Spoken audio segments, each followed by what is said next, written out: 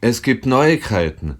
Unser bandinterner Kryptospezialist, der Duke, hat mich darauf hingewiesen, ich soll vielleicht einmal das Audio von dieser seiner letzten Nachricht durch eine Spektralanalyse lassen und da ist glatt was einbaut. Da ist glatt eine URL einbaut.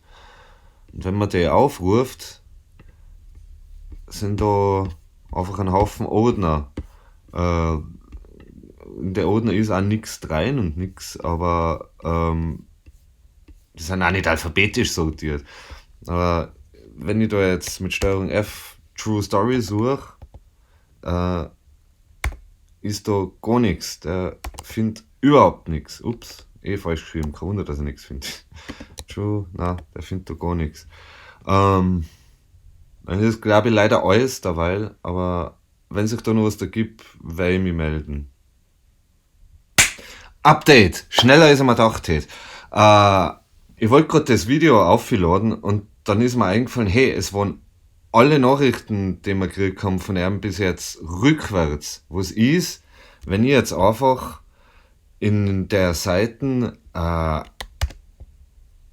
True Story rückwärts eingebe?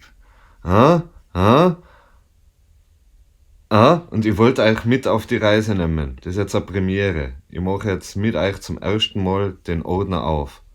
Was ist da wohl rein? Was ist da rein? Kimscher Internet. Da ist echt was rein. JPEG. Huh. Huh.